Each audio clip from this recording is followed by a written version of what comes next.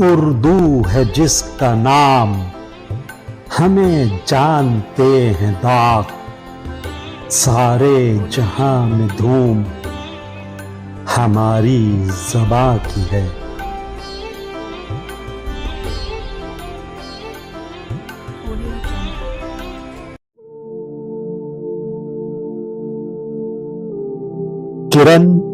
کرن اجالا سیریز، محمود فاروقی کے افسانے، مرتب مشہود فاروقی۔ آج کا افسانہ، پڑاؤ، تیسری اور آخری قسط۔ تحریر محمود فاروقی، آواز و پیشکش مشہود فاروقی۔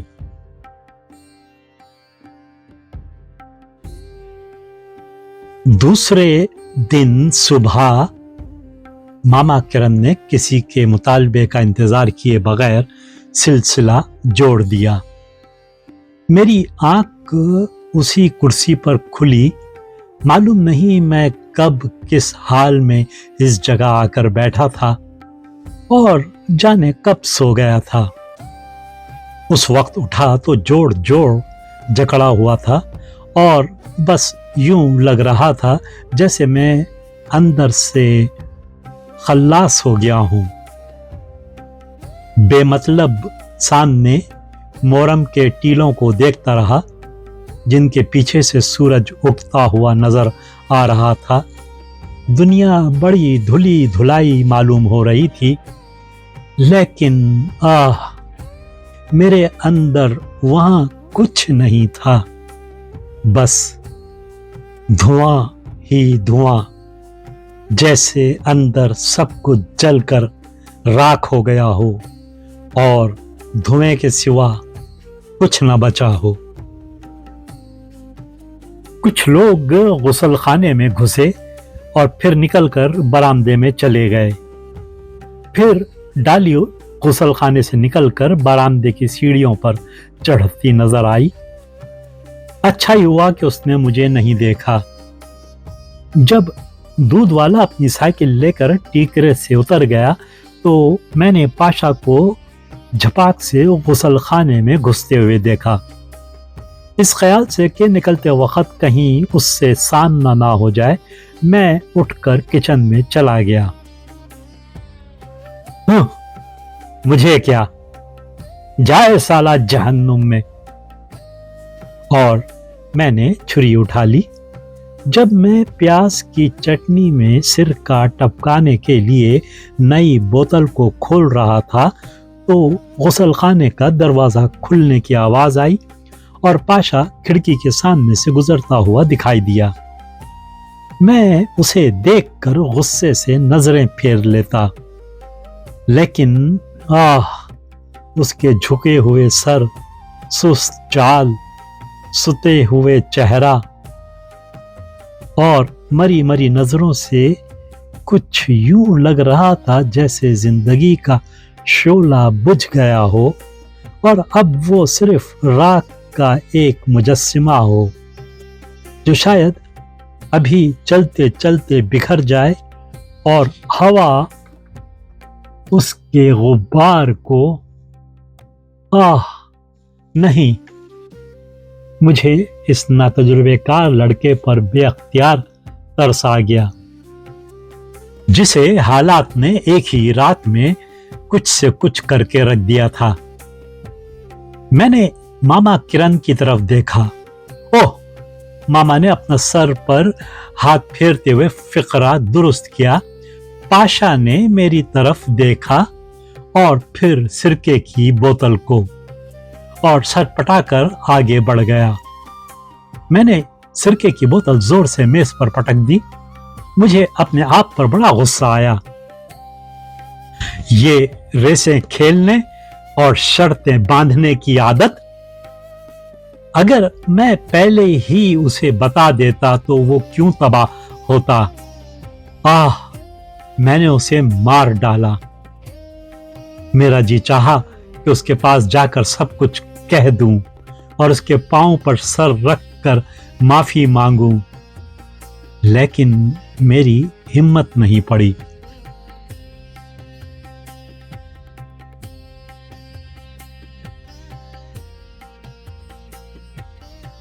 11 بجے میں کھانے کے کمرے میں گیا تو وہاں سبھی کو موجود پایا۔ ڈالی ریڈیو لگا رہی تھی، وہ بڑی ہلکی پھلکی چہکی ہوئی نظر آ رہی تھی۔ مجھے دیکھ کر مسکرائی جیسے کہہ رہی ہو، ماما ذرا مرغا تو بن کر دکھاؤ۔ اس سے آنکھ ملائے بغیر میں کھانے کی میز کی طرف مڑ گیا اور وہاں پلیٹیں صاف کر کے جمانے لگا۔ پاشا کہاں ہے؟ کسی نے دوسرے سے پوچھا۔ اب تک نہیں آیا۔ برآمدے میں کسی کے دوڑنے کی آواز آئی۔ جھپاکے سے کسی نے کمرہ کھولا۔ مجھے یاد نہیں وہ کون تھا، باورچند یا کوئی اور۔ پاشا، کیا ہوا رے؟ ارے ماما پاشا۔ میں دوڑا ہوا اس کے پاس گیا۔ وہاں 5 نمبر میں۔ کیا ہوا؟ کہاں؟ کون؟ پاشا۔ جس وقت ہم سب ایک دوسرے پر گرتے ہوئے 5 نمبر میں داخل ہوئے تو بس سن سے جہاں کے تہاں کھڑے رہ گئے۔ پاشا کوچ پر آدھا نیچے آدھا اوپر لٹکا ہوا تھا۔ اس کا سر اس طرح زمین پر ٹکا ہوا تھا کہ ہم اس کے الٹے چہرے کو اپنے سامنے دیکھ رہے تھے۔ گلا کنارے سے کچھ کٹا ہوا تھا اور ایک سرخ سی دھار بہتی ہوئی اس کے بالوں کے پاس جمع ہو رہی تھی۔ ایک ہاتھ سے اس نے کوچ کے دستے کو تھام رکھا تھا، دوسرا فرش پر پھیلا ہوا تھا جس کی ڈھیلی گرفت میں ایک استرا تھا۔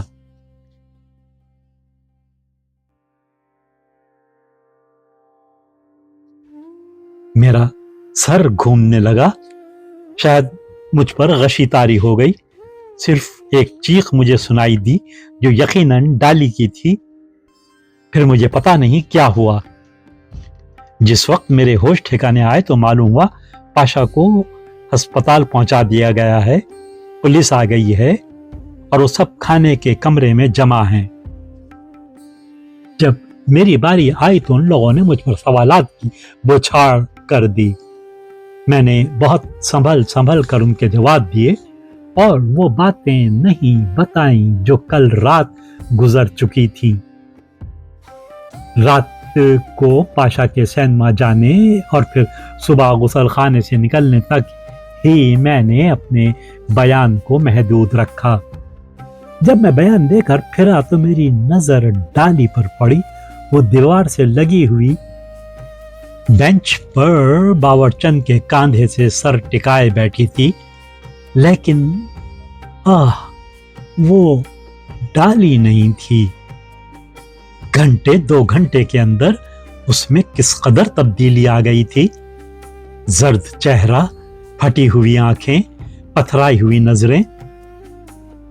معلوم ہوا اس کا بیان لیا جا چکا ہے اور اس نے صرف سینما سے واپسی میں ساتھ ہونے تک کا ذکر کیا ہے۔ یہ سن کر مجھے اطمینان ہوا۔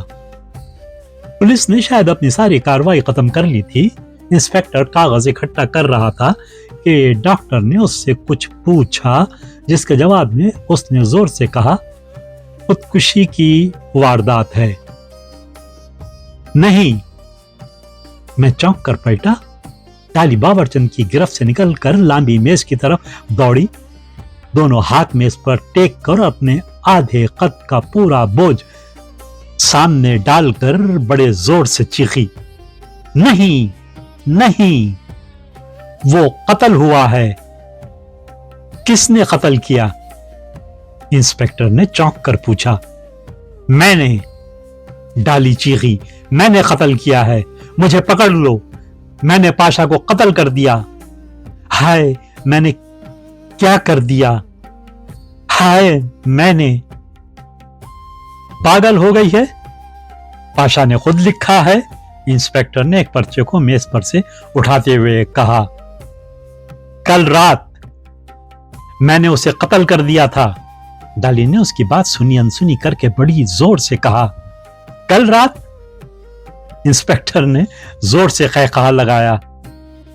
डाली ने उसे हंसता देखकर अपनी दोनों मुट्ठियां कस लीं और जोर से मेज पर मारा, मगर ऐसा करते हुए वह चकराई और नीचे फर्श पर फिसल गई।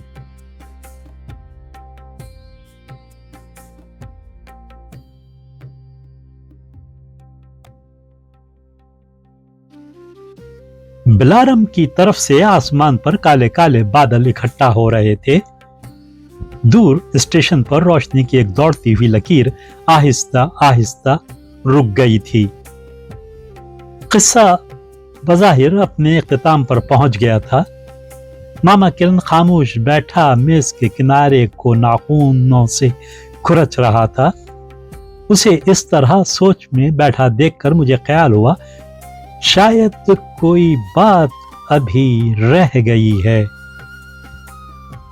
किसी ने जमाही लेते हुए पूछा, फिर क्या हुआ मामा? मामा ने नजरें उठाई। पूछने वाले को बेमुद्दआ तकता रहा, जैसे वो उसकी बात समझ न पाया हो।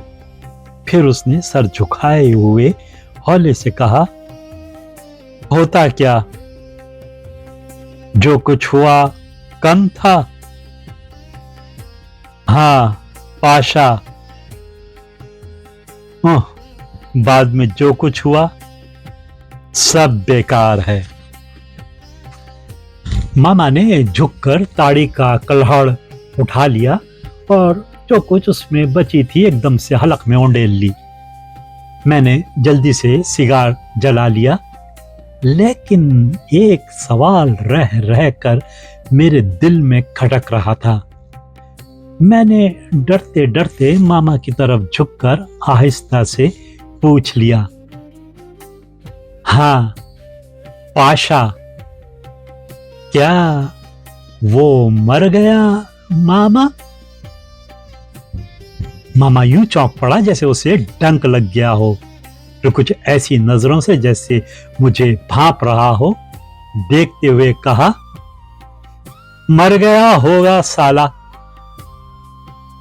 वो चंद घूंट मामा को अपनी असली हालत में ले आए और उसने एकदम चहक कर और शायद मेरे किसी सवाल से बचने के लिए बुढ़े चारी को देखते हुए तेलुगु में कहा, देखा महाराज, चंडाल जीत गई ना? कौन जीत गया मामा? बाबू ने, जो लंगड़ाते हुए मेज के करीब आ गया था, मामा की तरफ रुख करके पूछा। चंडाल, मामा ने झुंझला कर दोहराया। फिर ये देख कर कि वो बेवकूफों की तरह उसी तरह पलकें झपक रहा है, कहा, अबे मुर्गी के पाशा हार गया, डाली जीत गई। लंगड़े बाबू ने धीरे मटकाते हुए बड़े इत्मीनान से कहा, डाली हार गया? डाली? मामा दोनों कुर्सियों पर से उछल पड़ा। डाली हार गया? उसने लंगड़े की नकल की। बता मुर्गी के वो कैसे हार गया? साली हार गया था। नहीं हारता तो क्यों बम मारा था? हम कत्ल किया था, हमको पकड़ लो। हाय हाय क्यों करता था? गश खाकर क्यों गिरा था? बोलो मामा, अब बोलो, नहीं तो मुर्गा बनो।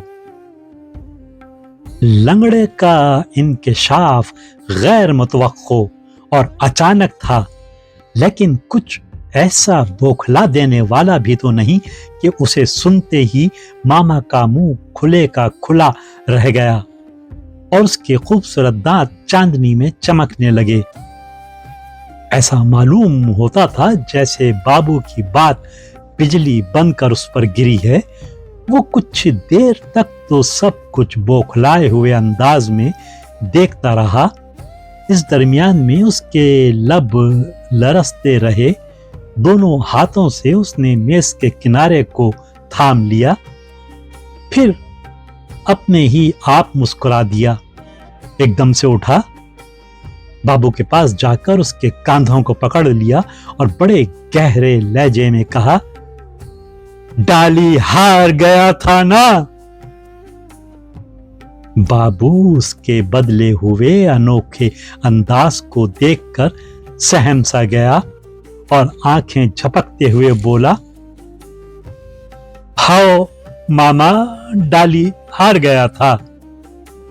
मामा ने बड़ी जोर से क़हक़हा लगाया और आहिस्ता से बुड़बुड़ाया, पुद्दुगाला पुद्दू में की यल्ला गेटंडी, उजाला अंधेरे को भगा देता है। उस वक्त बुढ़े चारी ने एकदम से खुश होकर कहा, देखा मामा, हम झूठ नहीं बोला था। हाँ, तुम झूठ नहीं बोला था, हम झूठ समझा था। चारी महाराज, हम झूठ समझा था। मामा जरा सा लड़खड़ाया और फिर संभल कर उसने मेज का किनारा थाम लिया। मेज उसके बोझ से हिलने लगी। खुली चांदनी में उस वक्त उसके सुर्ख भभूका चेहरे पर अजीब कैफियत थी। आंखें एकदम से चमक उठी थी, दहाने पर मुस्कुराहट खेल रही थी, मगर पेशानी की तनी हुई रगें, फड़कती हुई कनपट्टियां, माथे पर पसीने की नमी, यूं लगता था जैसे उसके अंदर एकदम से कोई लावा फट पड़ा है, जिसके फटने पर वो खुश भी है और उसकी तकलीफ से बेचैन भी। हाँ मामा कुकड़ू को, लंगड़े ने पीछे से अपना मुतालबा दोहराया।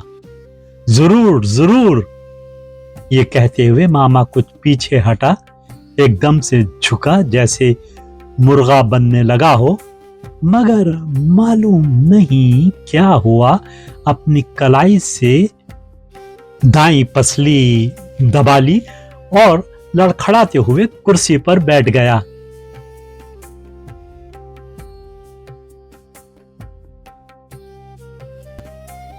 बाबू ने जब मामा को इस हाल में देखा तो खुद ही मुर्गा बन गया और जोर जोर से कुकड़ू कू करने लगा। उसकी इस हरकत पर हम सब हंस पड़े। लेकिन ये क्या? मामा कुर्सी पर एक जानिब को ढलक गया था। उसका हाथ दस्ते से झूल कर जमीन को जा लगा था और गर्दन कुर्सी के एक किनारे पर टिक गई थी। मामा, मामा, लंगड़े ने आवाजें दी। बूढ़े चारी ने मामा को जोर लगाकर सीधा किया। उफ, उसकी आंखें भयानक तौर पर खुली हुई थीं। चारी ने उसे हिला जुलाकर सीने पर हाथ रखा, आंखों के सामने उंगलियां नचाई और कुछ समझकर उठ खड़ा हुआ। हमारी नजरें तजुर्बेकार बुढ़े पर जमी हुई थी।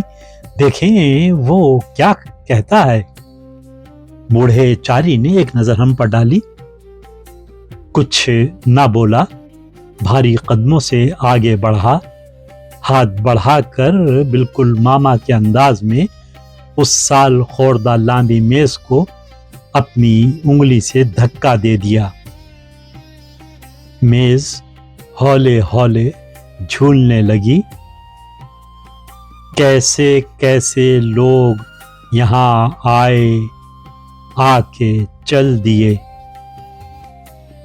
हमारी नजरें भी हिलती हुई मेज के साथ डोलती रहीं, यहां तक कि वो ठहर गई और हम इस इत्तला को समझ गए जो बुढ़ा चारी हमको देना चाहता था। अच्छा तो मामा? सबने यकलख्त घूमकर मामा की तरफ देखा, जो अपनी भारी और चौड़ी कुर्सी पर बेहिस्सो हरकत पड़ा हुआ था। चांद के सामने बादल का कोई टुकड़ा तेजी से आया और फिर उसी तेजी से निकल गया। यकबारगी जो रोशनी हुई तो मेरी नजर मामा की गर्दन पर पड़ी और ठिठक कर रह गई। वहां निस्फ गर्दन तक किसी पुराने जख्म का लंबा सा निशान था।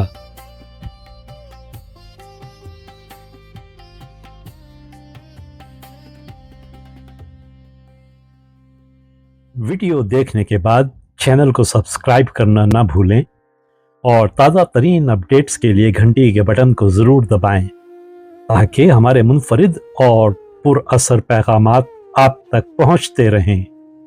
और अगर लाइक करें तो अपने दोस्तों के साथ शेयर करें। शुक्रिया।